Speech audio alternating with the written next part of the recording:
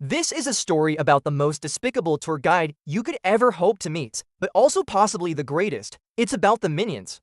Our little yellow friends have just stumbled upon a new box in the corner of the GRU's basement that when opened reveals a marvelous invention, a time-traveling phone booth.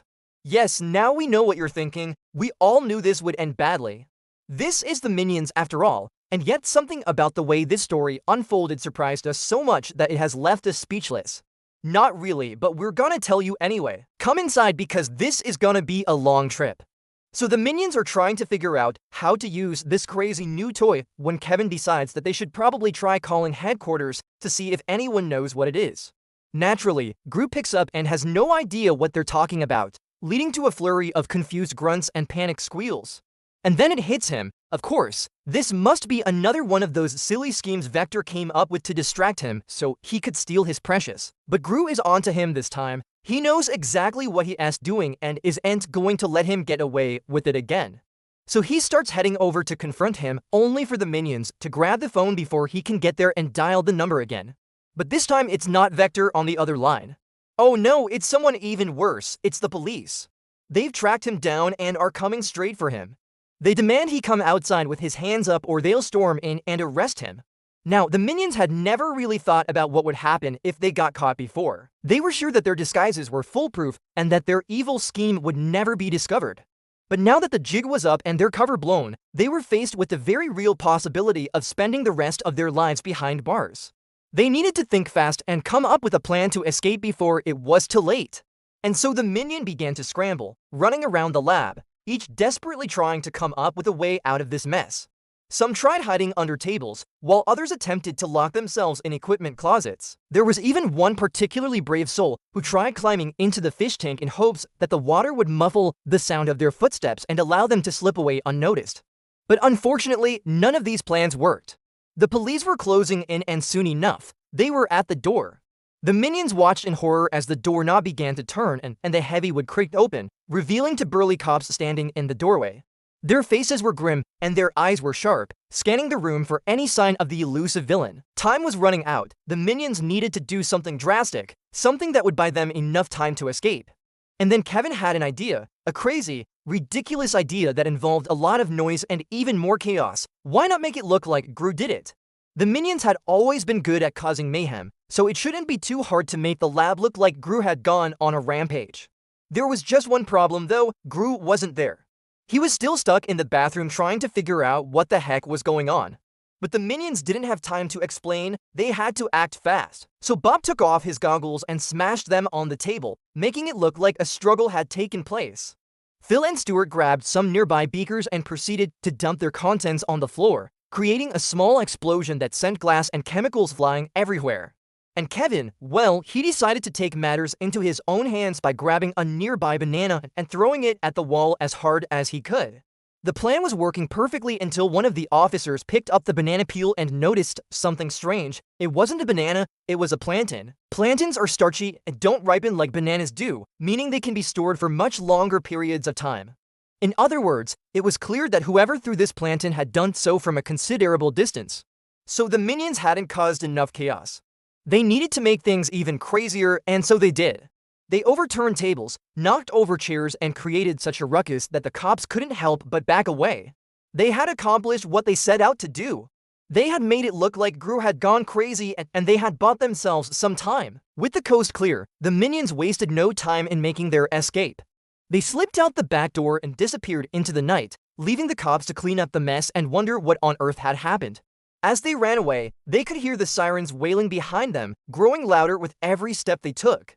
They didn't dare look back, though, knowing that if they did, they'd be spotted and captured in an instant. Instead, they kept running, their little legs pumping as hard as they could, their eyes fixed on the prize, freedom. Suddenly, Kevin stopped dead in his tracks. He turned around slowly and looked back at the lab. The sirens were getting closer now, and he could see the flashing lights of the police car in the distance. But something else caught his eye, something small and insignificant, yet strangely familiar.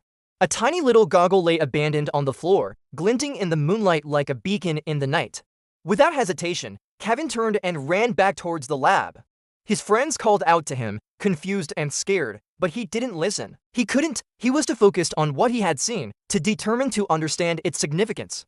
As he approached the lab, the sirens reached a fever pitch, and the bright lights blinded him momentarily. When he could see again, he saw something that made his heart skip a beat. The minions weren't safe, they had been followed. And as the car screeched to a halt outside the lab, they knew it was too late. They had nowhere left to run, nowhere left to hide. They were trapped. And yet somehow, amidst all the chaos and confusion, something remarkable happened. As the officers stepped out of the car and approached the lab, their expressions suddenly changed. They went from stern and imposing to shocked and amazed. It was like they couldn't believe what they were seeing, and neither could the minions. You see, what the officers had found lying outside the lab was not just a tiny little goggle, but a piece of evidence that would change everything. It was the key to the entire mystery, the solution to the biggest case of their careers. And as they pieced together the clues, the minions watched in suspense, their fate hanging in the balance. Would they be arrested and thrown in jail, or would this strange turn of events lead to something even more unexpected? The answer, my friends, is something that you will never guess. And to find out why, you'll have to watch until the end. Because believe it or not, this is only the beginning. And what happens next will leave you in awe. As the police began to piece together the clues, it became clear that the mastermind behind the entire operation was none other than Gru. The evidence was overwhelming. The fingerprints, the DNA, even the stray hairs that matched his exact shade of yellow, it seemed like game over. But then something happened that nobody expected, including the minions. Gru came clean. He confessed to everything, the robberies, the kidnappings, the elaborate schemes that had baffled the police for months. He told them everything, leaving nothing out. And as he did, the officers couldn't help but be impressed. They had been chasing after him for so long, trying to catch him red-handed, only to find out that he had been playing them all along. He had led them on a wild goose chase, keeping them in the dark while he carried out his nefarious activities undetected. And the worst part was they had no one else to blame. It was all Gru. But here's the thing. Despite all the evidence against him, despite all the crimes he had confessed to, the police couldn't bring themselves to arrest him. Something about his sincerity, his honesty, even his goofy grin had disarmed them. They couldn't bear to put him in jail. Instead, they offered him a deal. If he helped them solve the remaining cases, the ones that had been stumping them for so long, they would go easy on him. And that's when the minions knew that their luck had finally turned. They had been saved, not by their cunning or their strength, but by Gru's unexpected change of heart.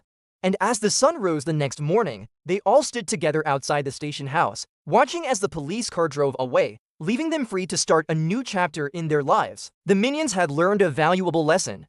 Sometimes the best way to escape is not through trickery or deception, but through honesty and sincerity. Who knows, maybe one day they'll even learn to appreciate the power of friendship and loyalty. But that's a story for another time.